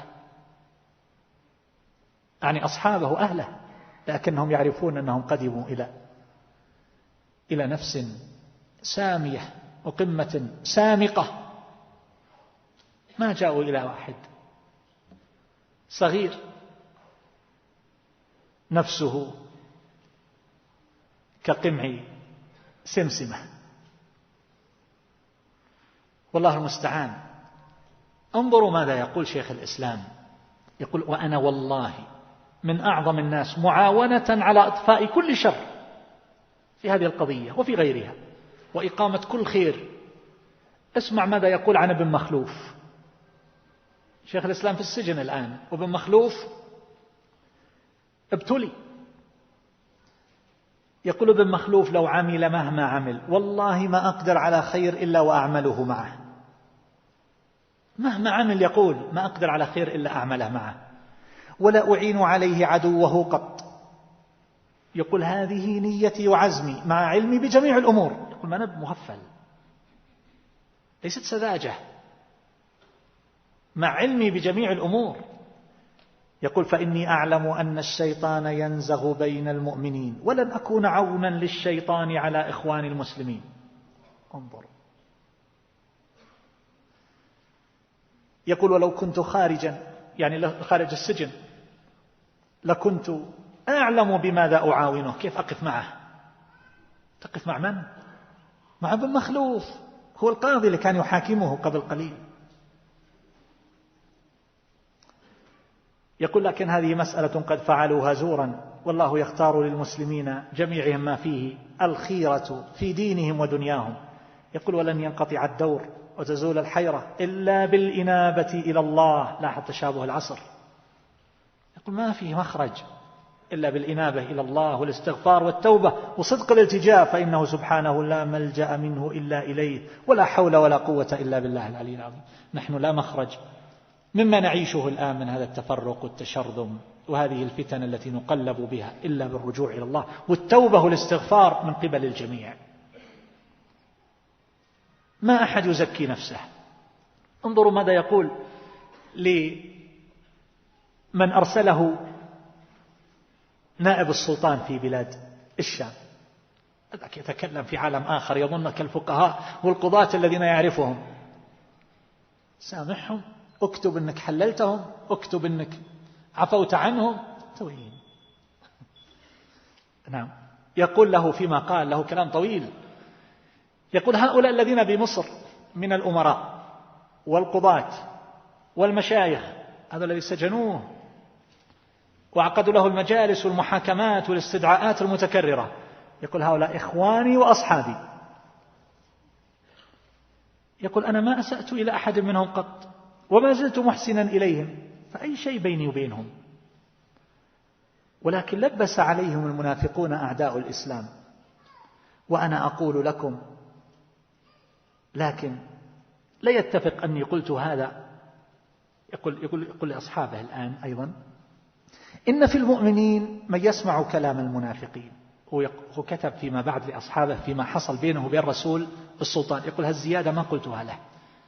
يقول إن في المؤمنين من يسمع كلام المنافقين ويطيعهم، وإن لم يكن منافقا كما قال الله وفيكم سماعون لهم. قل هؤلاء القضاة والأمراء الذين في بلاد مصر هؤلاء إخواني وأصحابي، بس الشيطان ينزغ، الشيطان ينزغ. كل واحد ينظر بحجم القلب الذي يحمله. أين هو من شيخ الإسلام؟ أين هو من شيخ الإسلام؟ أحيانا يخطئ بعض أصحابه، بعض إخوانه، بعض القريب منه خطأ أحيانا غير مقصود، وتجد ردود الأفعال العنيفة والقطيعة والهجر. بعض الإخوان يقول اعتذرت مرارا ووسطت مرارا بلا جدوى. انظر إلى هذا الموقف الكبير. الملك الناصر محمد بن قلاوون كان هو الملك في مصر، والشام تابعة لها كما ذكرنا. حصل انقلاب، فجاء بعد ذلك سلطان آخر يقال له المظفر. القضاة هؤلاء، الفقهاء هؤلاء أعداء شيخ الإسلام مدوا الجسور مع الملك الجديد، وكتبوا له فتاوى بأنه تمام، أيدوها. الذي حصل ما انتهت القضية، هذا ليس بنهاية المطاف. تمكن الملك الناصر أن يستعيد ملكه. شيخ الإسلام وين؟ محبوس في الإسكندرية، هناك في ذلك الوقت حيث المجرمين، لعلهم يقتلونه. 11 شهر. لما جاء الملك الناصر واستعاد الملك، وهو ممن حبس شيخ الإسلام بفتاوى هؤلاء، وهلك المظفر وخمد المنبجي اللي هو يعتبر شيخ المظفر. الآن دارت الدائرة وتحولت العجلة. هنا إذا هبت رياحك فاغتنمها لدى بعض النفوس، لكن شيخ الإسلام غير، يختلف تماما. فماذا حصل؟ المنبجي الآن صار خامسا. ماذا يتوقع؟ السلطان لم يكن له شغل إلا البحث عن شيخ الإسلام. أين هو؟ هاتوه. قالوا في الإسكندرية، فأرسل بالبريد، البريد أسرع شيء عندهم، هاتوه. فجيء بشيخ الإسلام رحمه الله، وخرج الذين تابوا في الإسكندرية من شيوخ الصوفية وأتباع ابن عربي وابن سبعين، وصاروا طلبة علم ويتعلم، خرجوا يودعون شيخ الإسلام. الآن صاروا ما شاء الله أصحاب سنة. خرجوا يودعون حينما ذهب إلى القاهرة. وين جاء؟ جيء به حبيسا، وتحول السجن إلى شيء آخر، وتحول أهل الإجرام إلى شيء آخر. فلما جاء إلى القاهرة والسلطان في غاية الغضب على هؤلاء القضاة والفقهاء، بس يريد فتوى فقط، يريد فتوى. طبعا هو لم يتحمل، لم يصبر حتى يصل شيخ الإسلام، عزل بعضهم، بس هنا يريد فتوى أكبر، يريد القتل، يريد يصفي هؤلاء. فجاء شيخ الإسلام في شهر شوال سنة 9 و700، فأكرمه الملك الناصر إكراما عظيما، وقام إليه ومشى، ونسي من في المجلس، والمجلس حاشد بالقضاة والفقهاء والوجهاء والكبراء، قد حضروا هذا المجلس، وهؤلاء القضاة والفقهاء قد طأطأوا رؤوسهم، وهم في غاية الذل والمهانة والخزي، لا يدرون الآن ما نوع القتلة التي سيقتلونها بفتوى من شيخ الإسلام ابن تيمية رحمه الله. فقام إليه وتلقاه في هذا المجلس، وأخذه وزاد في إكرامه، وجعل يسارره دونهم، وذهب إلى شرفة في القصر، وترك هؤلاء جميعا وجلس يتكلم معه. ثم وجلس يثني عليه أمامهم ويعظم شأنه. ثم بعد ذلك يذكر شيخ الإسلام رحمه الله أنه حينما سارره استفتاه في قتلهم، قتل القضاة وهؤلاء الفقهاء، بسبب الفتاوى في عزل الملك الناصر وتأييد المظفر. فيقول لشيخ الإسلام هذه فتاواهم. شيخ الإسلام لا يعبأ بهذا، قال هم أيضا قد أذوك أنت أيضا، هكذا يقول. وأخذ يحثه على أن يفتيه في قتل بعضهم.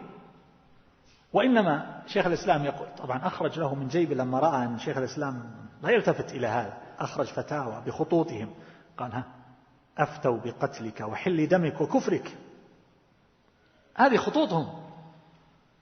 شيخ الإسلام يقول عرفت مراده، يريد أن ينتقم لنفسه. يقول فجعلت أعظم القضاة والعلماء وأنكر أن ينال أحد منهم بسوء، وقال له إذا قتلت هؤلاء لا تجد بعدهم مثلهم. قال هم آذوك وأرادوا قتلك، يردد عليه مرارا. فقال الشيخ من آذاني فهو في حل،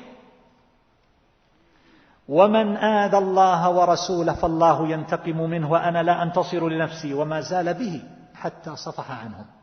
شيخ الإسلام اللي يتوسط لهم ويقول سامحهم، هذول قضاة مملكتك، هؤلاء فقهاء البلد لا غنى عنهم، تنتقم منهم. المسألة ليست تصفية حسابات، مسألة أخلاق كبار، ليست أخلاق حشرات. لكن بعض النفوس تأبى. انظروا ماذا يقول ابن مخلوف وهو أحد الحضور، هو القاضي اللي حكم بحبس شيخ الإسلام، والمدعي يقول التعزير الشديد يعني القتل.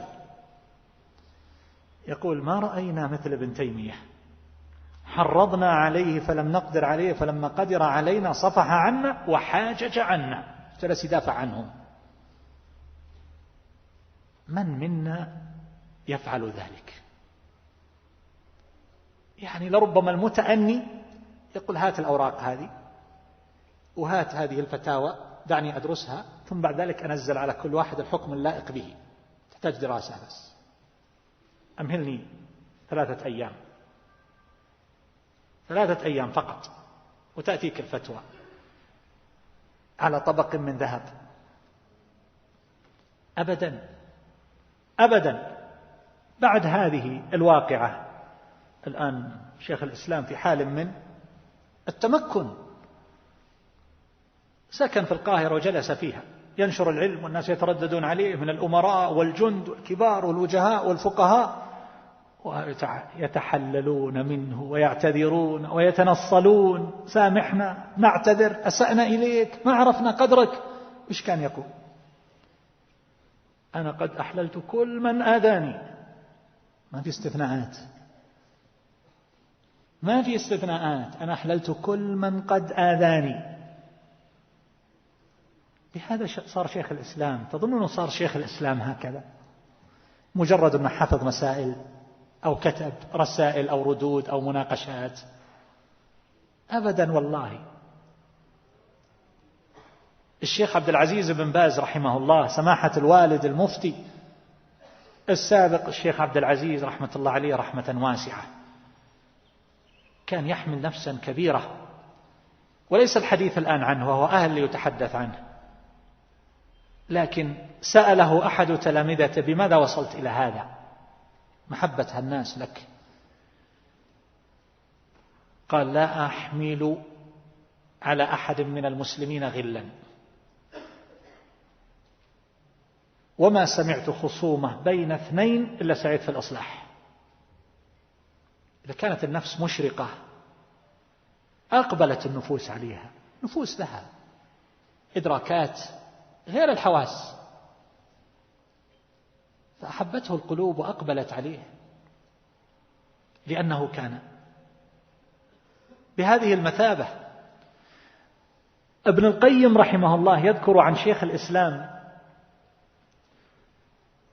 أن بعض أصحابه الأكابر علماء من أصحاب شيخ الإسلام على العقيدة الصحيحة ماذا يقولون؟ يقول أحدهم: وددت أني لأصحابي مثله لأعدائه وخصومه. يقول: يا ليتي لأصحابي مثل شيخ الإسلام لأعدائه. لا، ويقولون في حدة. هذا مع الحدة. هذه الأخلاق كل ما قرأت في سيرته تجددت نفسي وعادت لي الحياة من جديد، وكأني أقرأها لأول مرة. ابن القيم يقول: ما رأيته يدعو على أحد منهم قط، وكان يدعو لهم. لاحظ، وكان معه في السجن الأخير إلى أن مات، ما دعا على أحد، ما جلس يقنط عليك بفلان وفلان وفلان وفلان، ولا صار عنده ردود أفعال عنيفة وصار يكفرهم أبدا. يقول: جئت يوما مبشرا له بموت أكبر أعدائه. من يقصد؟ لا، يقصد ابن مخلوف، يقصد ابن مخلوف اللي حكم عليه وكان يحرض عليه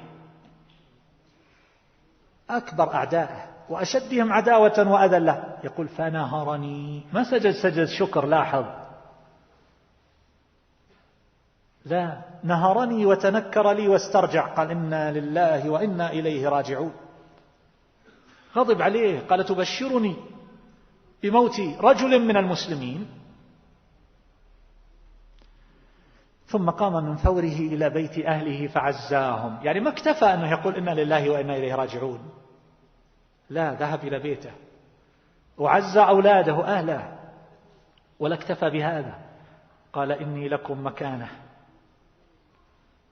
ولا يكون لكم أمر تحتاجون فيه إلى مساعدة إلا وساعدتكم فيه.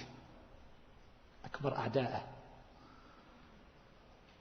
فسروا به ودعوا له وعظموا هذه الحال منهم.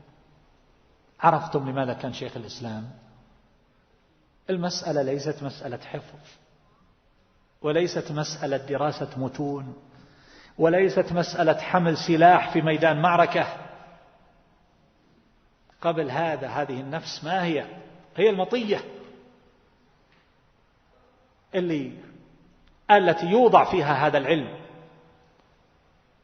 أو يبنى عليها هذا العمل من الجهاد أو الدعوة أو المشاريع والأعمال الخيرية. إنسان يقيم أعمال كبيرة، أعمال دعوية وأعمال، لكن إذا نظرت إلى النزاعات نفوس أطفال على شغلات تافهة في المخيم، في الاستضافات، في قضايا تتعلق بالدعم، في البرنامج. نفوس الكبار تحلق عاليا، مكن للآخرين العمل والإبداع والبذل، ويصحح ويقوم بيد حانية وقلب محب. أما مخاطبته لهم، طريقة المخاطبة، انظر كيف يخاطبه وكيف يتكلم معهم. هو يذكر يقرر، يقول: أنتم تطالبوني بلين الكلام والمخاطبة بالتي هي أحسن، أنتم تعلمون أني من أكثر الناس استعمالا لهذا.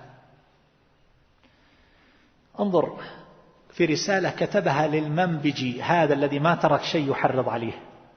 مرة يقول لهم هذا مبتدع، ومرة يقول لهم أخاف على الدين ودين المسلمين، ومرة يقول لهم أخاف على الدولة.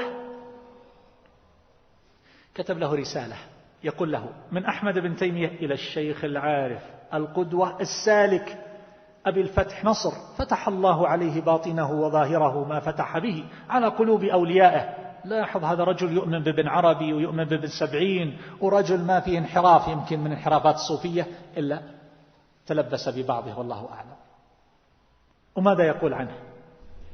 يقول: فتح الله على باطنه وظاهره ما فتح به على قلوب أوليائه، ونصره على شياطين الإنس والجن في جهره وخفائه، ونهج به الطريقة المحمدية الموافقة لشريعته، إلى أن قال: فالشيخ أحسن الله إليه قد جعل فيه من النور والمعرفة الذي هو أصل المحبة والإرادة. ونريد أن ينصح في قضايا المحبة والتصوف.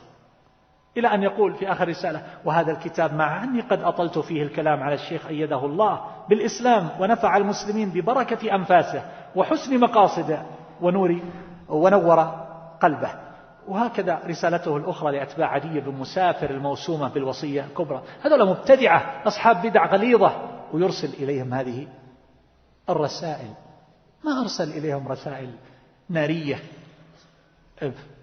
لربما يعني بعضنا لو أنه قيل في أحد ممن يسيء الظن به، لو قيل فيه كلمة ترحم أو نحو ذلك، لعد هذا القائل ضالا مضلا لمجرد أنه أحسن الظن بزيد أو عمر. والله في القبر لن يسألك إلا عن ثلاث: ما ربك، وما دينك، ومن هذا الرجل الذي بعث فيكم. ما بيسألك عن زيد وعمر هو جيد أو رديء أو صالح أو طالح. نعم تفضل. الأمر الثاني، هذا يسأل يقول: هل تجيز تصويرك؟ ذكروا لي الإخوان قبل ما أجي وأنا دخلت المسجد قالوا لا تصوروني. فالتصوير أيها الأحبة أعتقد أنه لا يجوز بجميع أنواعه، جميع أنواع التصوير. ولكن أقول بأن خروج هؤلاء من أهل العلم والفضل في القنوات الفضائية هذا فرض كفاية، ويرتكب أخف الضررين لدفع أعلاهما. لا يترك الفضاء لأهل الفساد. يعني حتى من يعتقد التحريم يجب أن يخرج بعضهم من أجل الناس صاروا يتلقون منها. لا يكون ذلك لأهل الشر والفساد والضلال والأهواء والشهوات.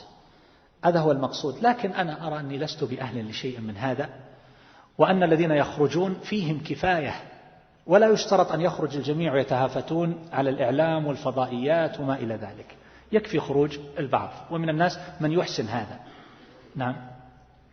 فمع اعتقادي تحريم التصوير إلا أن يقول يجب أن يخرج البعض.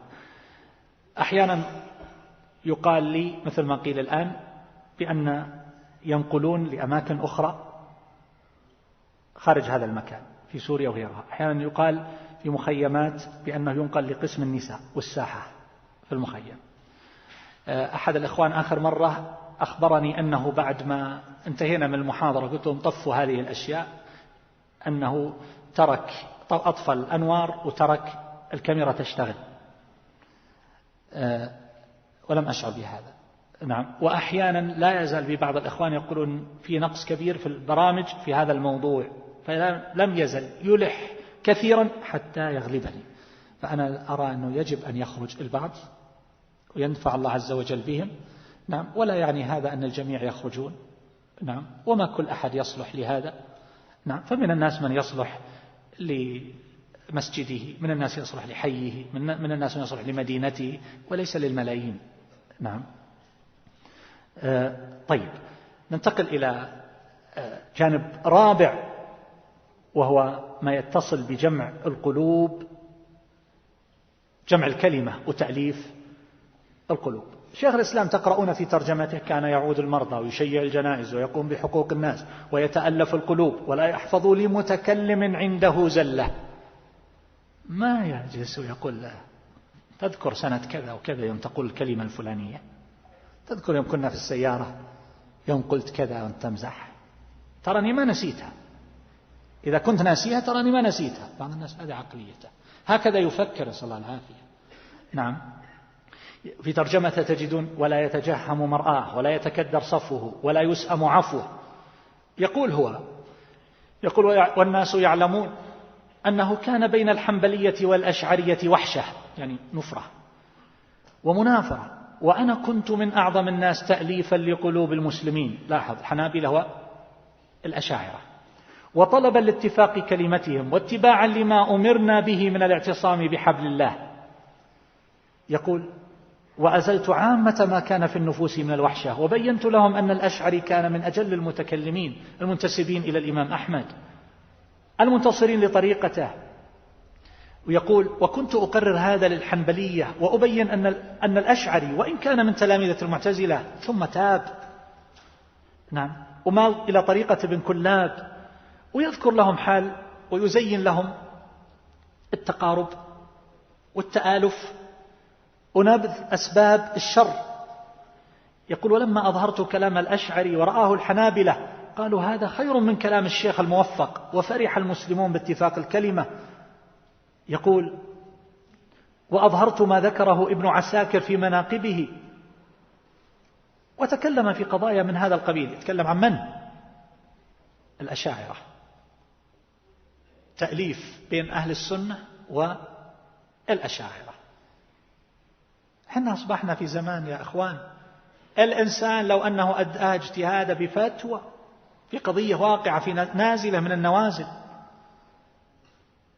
بل أكثر من هذا، لو أنه أثنى على شخص الطرف الآخر أو السامع يذمه، لكان ذلك أدعى الأسباب لرميه بالعظائم، بعد ما كان العالم العلامة البحر الفهامة الإمام الكبير يتحول إلى شيطان رجيم.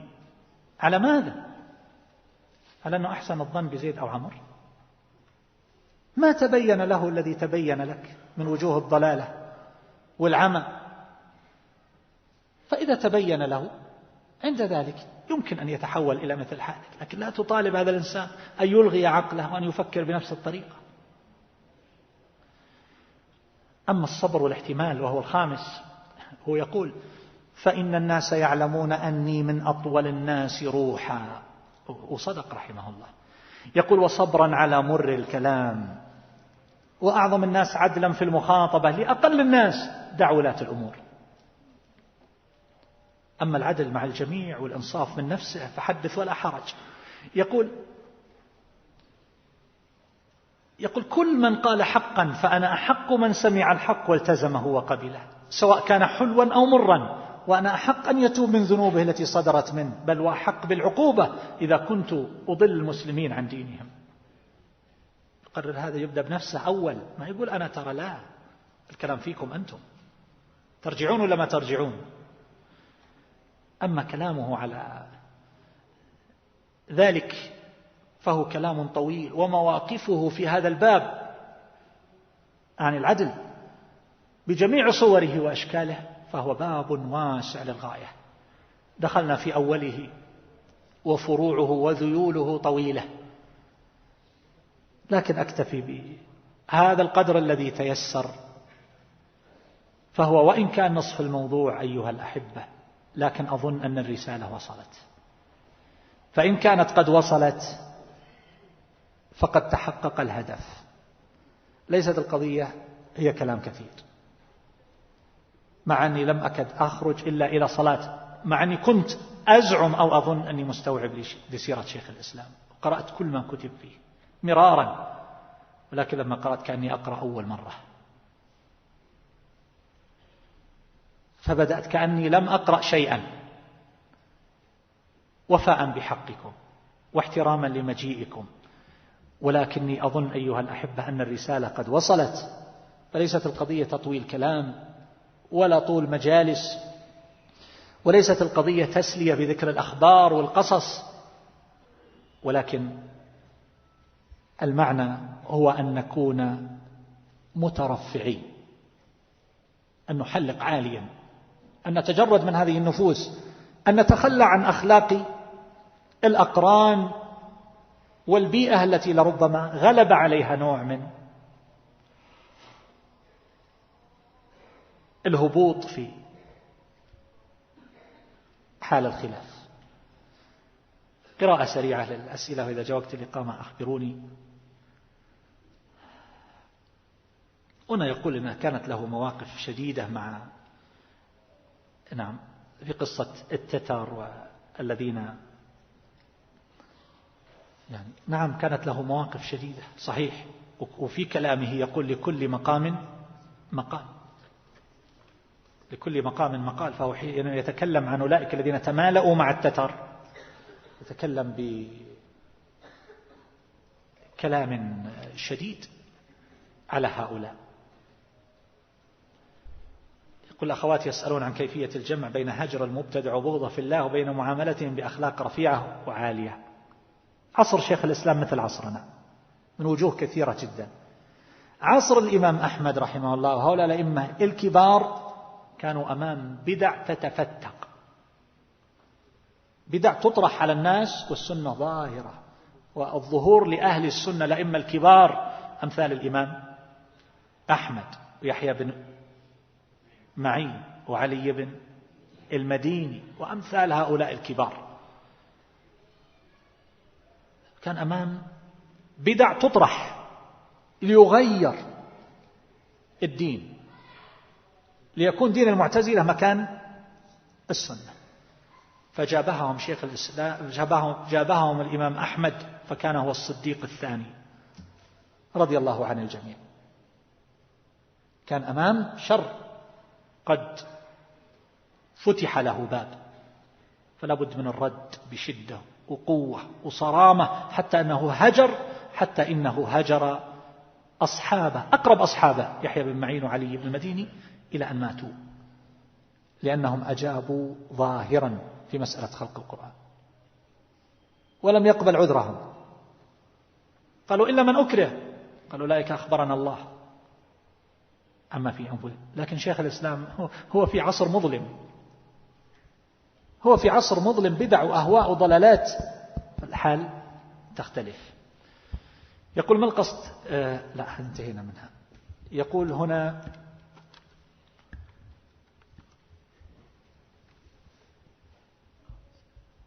جاء وقت الإقامة.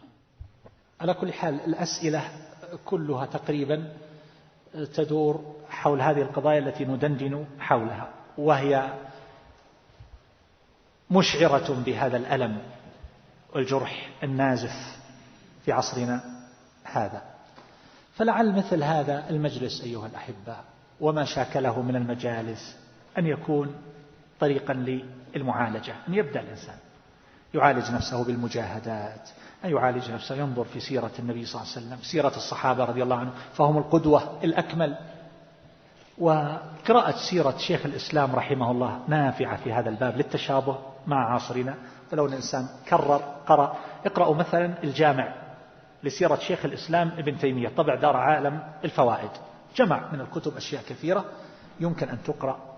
لو قرأ الإنسان كل سنة مرة سيجد أشياء تذكره بمعاني كبيرة قد ينساها. أسأل الله عز وجل أن يبارك لنا ولكم، وأن يعيننا وإياكم على ذكره وشكره وحسن عبادته. أشكر الشيخ يوسف المهوس ومن معه من الإخوان الذين يرتبون مثل هذه اللقاءات النافعة والمجالس العلمية، وأشكركم أيها الأحبة على حرصكم وإنصاتكم وتعنيكم، وأسأل الله عز وجل لي ولكم علما نافعا.